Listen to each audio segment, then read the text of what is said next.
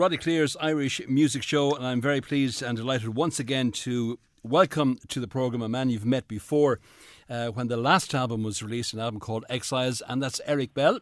And I might as well get it out of the way just in case people don't know. Eric Bell, the founder of Thin Lizzy and well known for the introduction to Whiskey in the Jar. That's probably always said to you, Eric, is it? Yes. Yeah, I can sense the tone straight away. Yes. So like the theme of Coronation Street. If people don't know who Eric Bell is at this stage of the game, particularly if you're into your Irish music and your Irish bands, there ain't no hope at all. Eric, we're talking to you specifically about your new album, Standing at a Bus Stop, which is the follow-up to Exiles.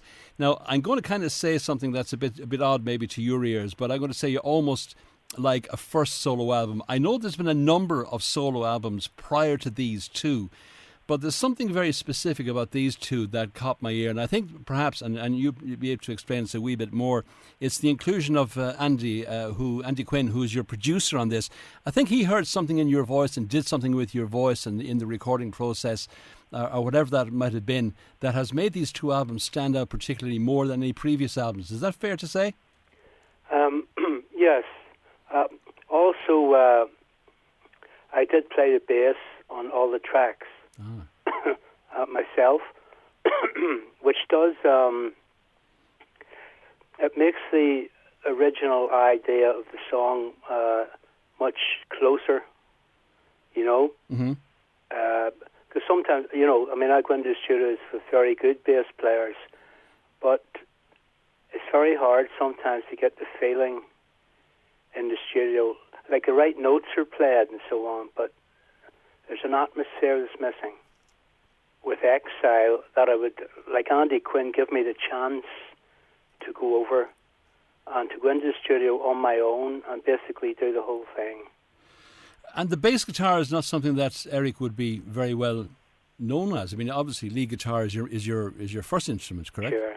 Yeah. Well, why did you specifically yourself want to do the bass guitar on it? It's all down to writing songs at home, and I've got a 4-track Yamaha little mixing desk, which is, it's a cassette. It's about 23 years old. It's still working.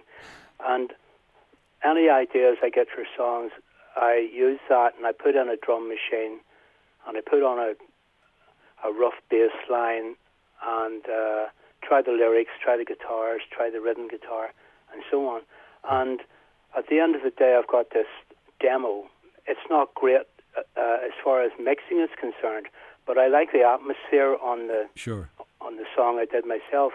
So I went into the studio in the past with bands, like with a bass player and drummer, and I just couldn't get the same feel in the studio that I got at home.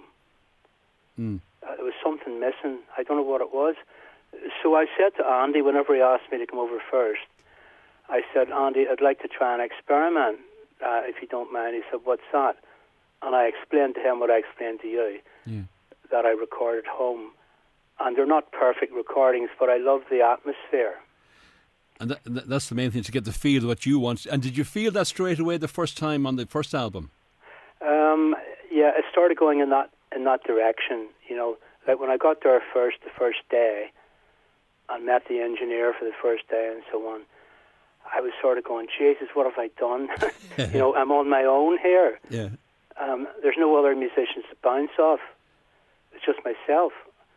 So I said, okay, I'll pretend I'm at home on the small 4-track, even though this is a bigger studio, and I'll try and do exactly in the big studio what I do at home. And it seemed to work. Now, we've chosen, rather than going through every particular track on the album, I kind of sat down and said, right, what 3 songs would I like Eric to talk about specifically? And we've chosen 3. And the first one, Eric, is Mystery Train, which is not one of your own. It's an old Junior Parker song. But what I loved about this is the whole sort of the shades of Elvis Presley in there, and there's shades of Johnny Cash in there, and that old rock and roll sound. So I suppose from your point of view, it's a throwback to your younger days as well. Yes.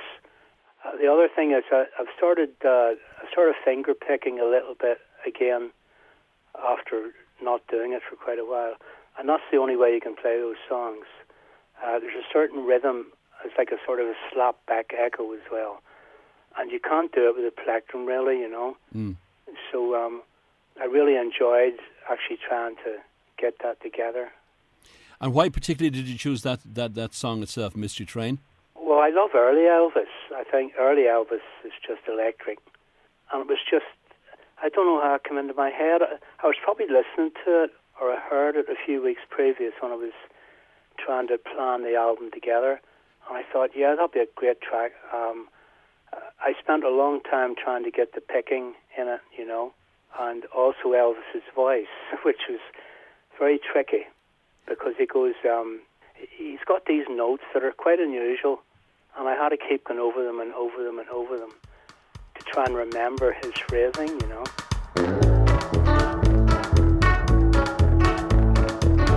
Train to ride, 16 coaches long. Train to ride, 16 coaches long. Well, that long black train took my baby and gone, oh, gone, it's gone. Train, coming around the bend. Train, coming around the bend. Well, it's taking my baby, and it won't be back again, back again, back again.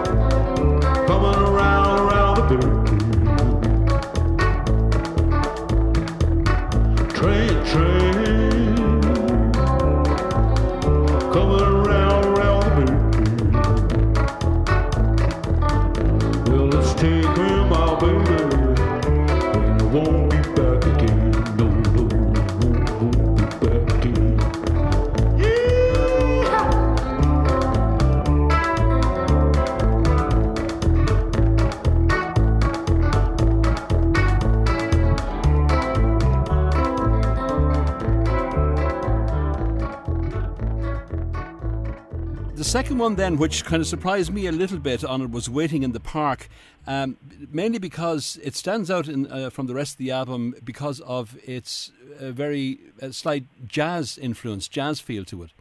I don't know how that happened. It's like writing songs to me is exactly like making a jigsaw puzzle. That's exactly what it is. Like for me, I've got reams of little notebooks and books with lots of lyrics and like maybe 2 lines of a lyric and then maybe 6 lines of a lyric and so on and so on. And what I do is I get all those books together and I just go through them all, and some of it's rubbish and some of it's got little parts that I think, yeah, maybe I could do something with that. And then that links on to another thing that's got absolutely nothing to do with it, but it seems to work. I've got loads of ideas on cassettes for guitar riffs and chord sequences and just lots of little things. And somehow I can take all those little bits and pieces and start putting them together just like a jigsaw puzzle. And is jazz a kind of a style of music that you would have been drawn to over the years? Yes, I love jazz. I love all types of music, which is why the album is so varied, you know. I mean, I could do a blues album on its own, but that'd be too obvious, I suppose, wouldn't it? Really, everybody. Well, I mean, I love, you know, like I love playing blues. Of course, it comes pretty natural to me, like for want of a better description. but I also like all types of music, you know. Yeah, well, that's what I meant by that was for Eric Bell to put out a totally blues album is very obvious. Everybody would expect that from Eric Bell. So to have something like Waiting in the Park in there stands out. I mean, you play it beautifully, and not that I'm not a huge fan of jazz, but at the same time, the way you play it, or every now and again to hear a piece by somebody I know, I suppose, I can listen to it a lot easier than some of the masters. But my point being is just that to hear a song like this from somebody like you was a bit of a surprise. Oh, good. In a good way.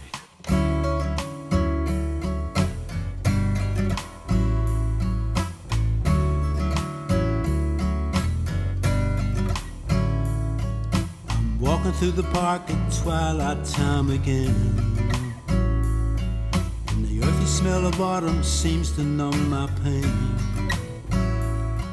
And it makes me see things clearer, 'cause I know that he is near. Walking through the park at twilight time again.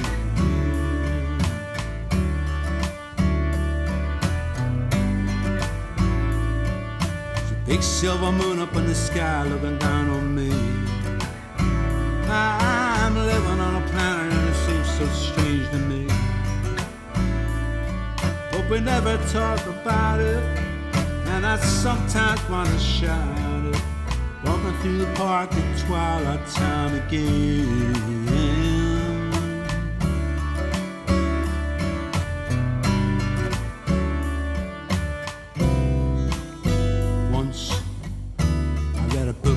Everything I saw was an illusion, just added to my confusion. Times have changed and still I find I'm flying blind, but not so often.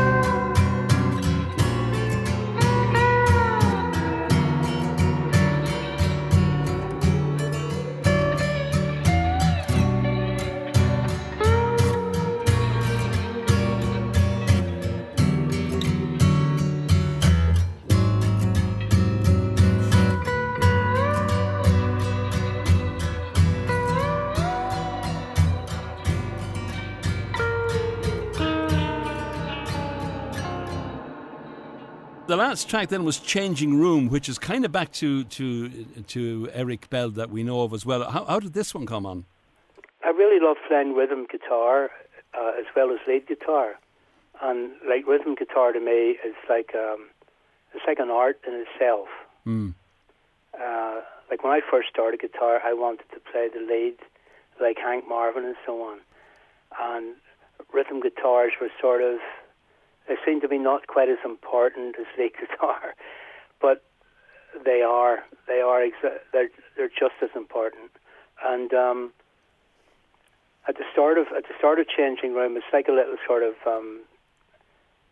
it sort of stems from American sort of Stax soul type stuff, where they use certain sort of chord voicings which sound different. I mean, if you just play an ordinary chord of G and A minor, it sounds that way. But if you play a different voicing of the chord G and a different voicing of the chord A minor, it sounds different. Even though it's the same chords, you're playing a different combination sort of thing. So that's one of the things I did in Changing Room was I had two rhythm guitars going in different directions, more or less. And was that complex in studio? I mean, did it take you long to do that? Well, when I did it first, I listened back to it, and I thought something was missing. And I kept racking my brain to think what it was. And I went back to the hotel, and at some point in the night, I took my guitar out, and because I was in the studio the next day, so I'm trying to get these ideas to fit together. So that night, I just started experimenting a little bit, and I thought, yeah, maybe if I put another rhythm guitar in with the one I have, but going in a different sort of direction, with different chordings, different voicings of the chords and things. And I did that, and it knit the whole track together.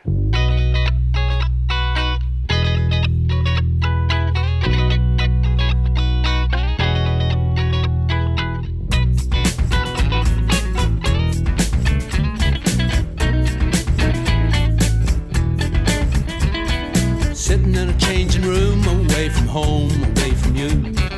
Think about the future, baby, what we're gonna do. We said we'd take each other, sickness, health, rich or poor. I feel alright in my mind and body, in my pocket I'm not too sure. Well, they say that money don't grow on trees, but it makes the world go round.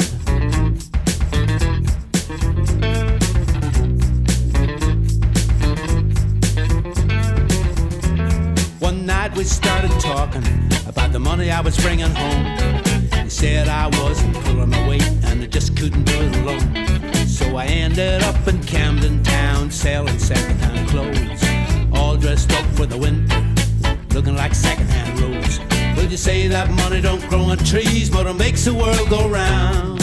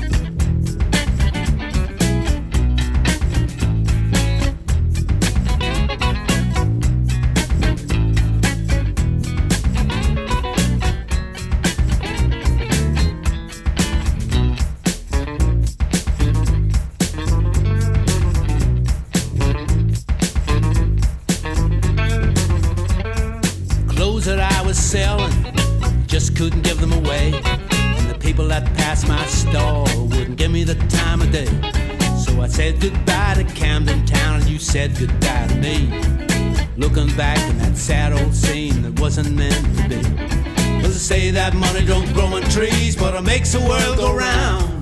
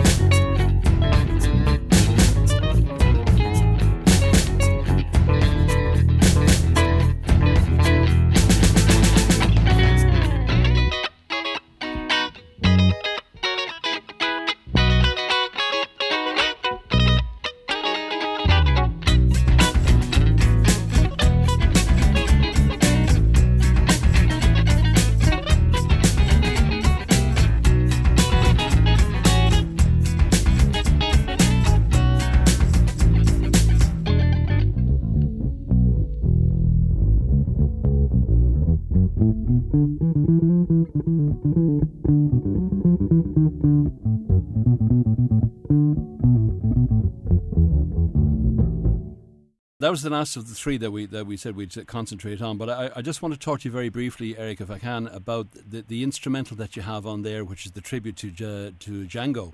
Uh-huh. I recall Philip Lynott many years ago in an interview saying that he was highly influenced, or he had a lot of time for the music of Django Reinhardt.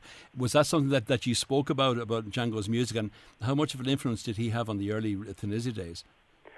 Well, I actually turned on a lot of people in Dublin into Django Reinhardt because when I came down from Belfast to actually join the Dreams show band, first of all, I brought all my stuff because I was going to live in Dublin then, and I brought whatever I had, my record collection, which wasn't very big, but I had people like Wes Montgomery and Django Reinhardt and people like this.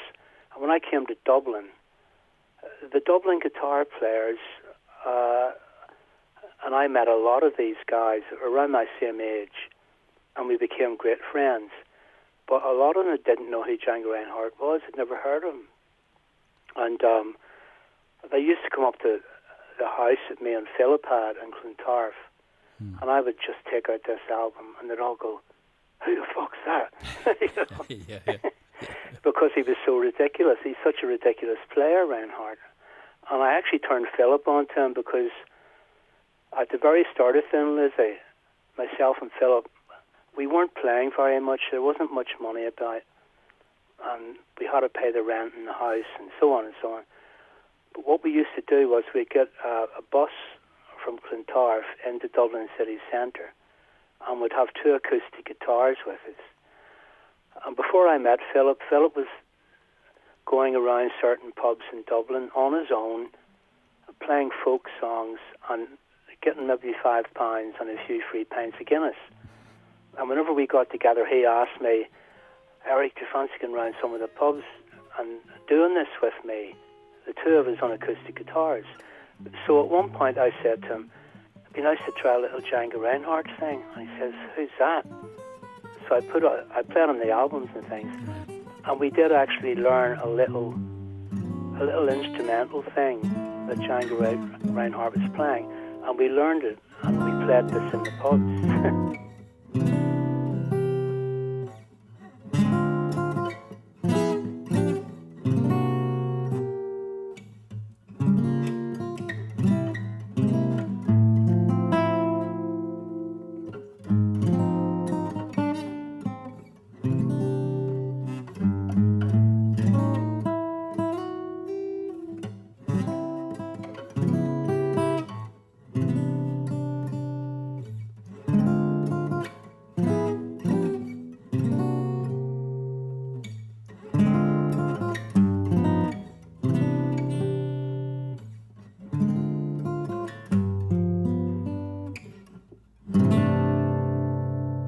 Well, it seems to be a bit of a theme going through this album and the last one. You had the tribute to Gary, the tribute to Django on this one, and whoever else will come up on the next album, which I assume there will be another album with Andy again, I'm sure, Eric, yeah? Yeah, I hope so, yes. It's just wondering what the hell to do.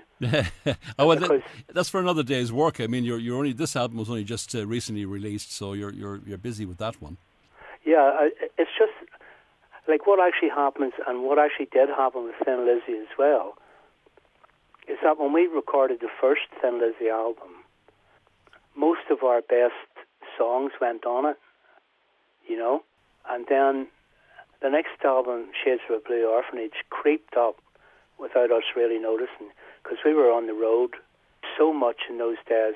Our management was working us to death, and so we were out playing all the time, and we didn't know that the next album was coming up soon to record. So we hadn't got very many favourite songs for the second album because we hadn't time to actually write them, you know.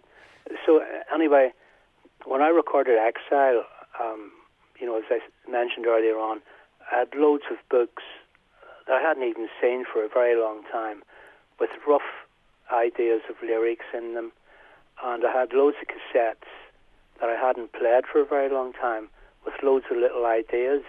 So I got all them out and started, like trying to get songs together for the first album. And then Andy Quinn said, "Oh man, great. In for a second album, Eric?" And I said, yeah, brilliant. And I thought, Jesus, what am I going to put on it, So I went through all the little lyric books again and all the cassettes, and I still had enough material for a second album, though I had to work very hard at it.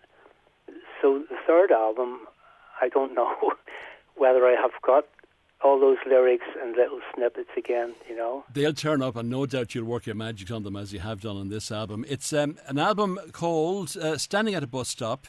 It's got 11 tracks on it, 2 of which are not written by Eric. There's a Willie Dixon song in there as well, which is a great song called Backdoor Man. But the rest are all yours, Eric, which is great to see. I always, even though you're in the business a long, long time, I always like to see people like yourself doing original stuff, good, bad or otherwise. And and I'm sure you would probably offer that advice to a lot of would-bes out there as well, that, to stick by your principles and do your own thing and get it out there. Absolutely. And it's, I did a sort of a TV interview yesterday in Belfast, and the girl was actually who was interviewing me said, what advice, Eric, would you give to young budding musicians out there at the moment? And I basically said what you said. I said I would advise them to do their own thing, but to work extremely hard at it, Yeah, well, I suppose we could talk about this forever, but the difference between you and the likes of Thin Lizzy back in those days, you had to work your backsides off at it. Now they want instant fame. They're not prepared to put that work in, which is a huge shame, really. But anyway, they will learn, Eric, the hard way. Yeah, as they go. It's it seems to be the climate we live in at the moment. Everybody says it, but the X Factor and this, that, and the other. It's all very supermarket sort of talent. Yeah, conveyor belt. Yeah, and there's people on there.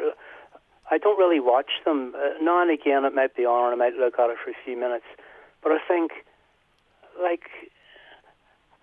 what talent has this person got? They come out and they do something, but there's nothing very special about it. Yeah, I often say to people that I would rather hear you doing your own music badly than doing a cover well. Yes, that's true as well. Well, obviously not that badly, but you understand. You get my drift of yes, what I mean. Do.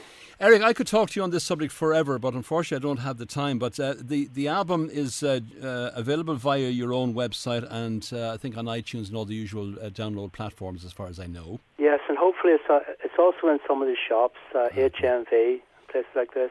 It's called Standing at a Bus Stop, and it is the one and only Eric Bell. Eric, it's been a real pleasure, as always, chatting with you, and let's not leave it too long before we do so again. All right, Roddie, thank you very much. Thank you, Eric. Take care. All the best. Bye.